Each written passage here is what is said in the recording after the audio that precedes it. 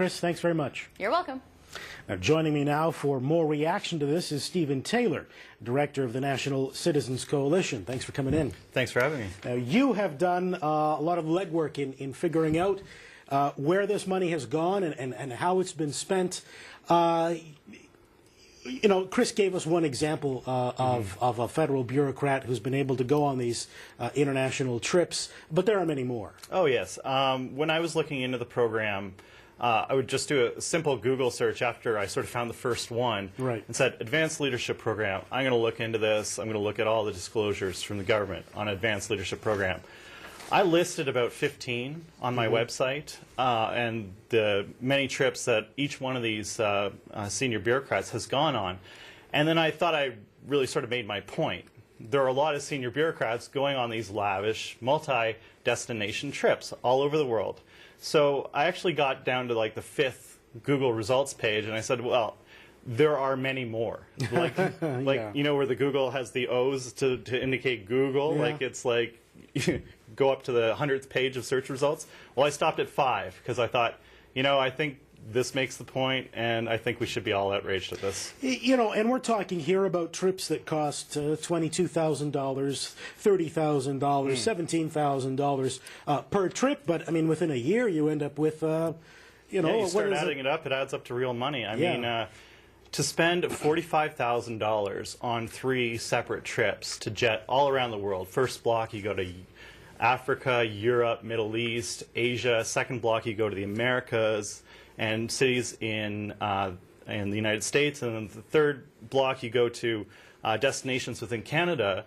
To round this up for executive management training at $45,000 a pop, I mean, that's more than the mean Canadian income per year. Yeah. And I think that in a time of austerity, when the government's looking to make a real dent That's on graduate its school deficit, tuition. Yeah.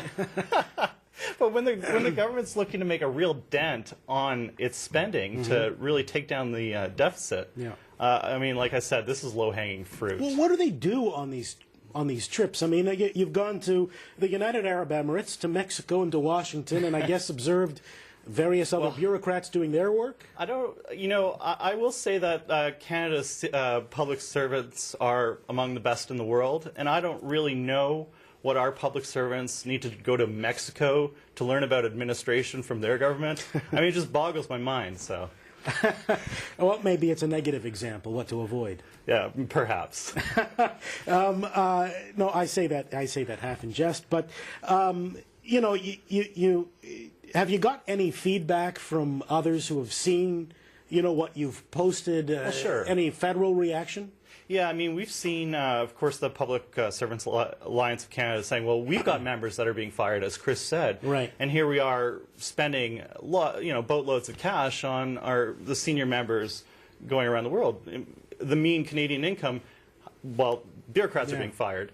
Ian Brody, the former Chief of Staff, actually came out in defense of the program, Chief of Staff to the Prime Minister, saying this training is good for building a competent public service.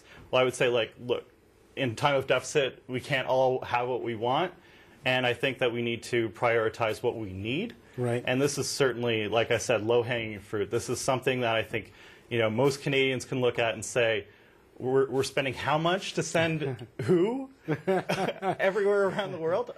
I think it's time to trim back. Yeah. Well, we'll see. I guess we don't have to wait that much longer, I guess, to see the federal spring budget. Strategic and operational review. Those results are starting to come due. And looking forward to the spring budget. I mean, we're going to, as the National Citizens Coalition, we're going to be holding the government's feet to the fire when it comes to spending Canadians' hard-earned tax money. Well, let me put this question to you then, as we pull back to the big picture, like I like to do.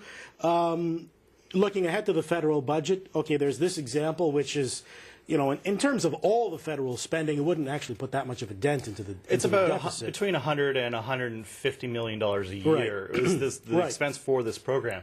And of course, unfortunately, that is just a drop in the proverbial bucket for entire government spending. Where else would you cut? So we're looking at stuff like we've got a program right now running a campaign called CBC Opt-out. Of course, it's you know, for the Canadian Broadcasting Corporation. We want to allow Canadians to symbolically opt out of the CBC. That's at cbcoptout.ca, and they can go and sign up for that.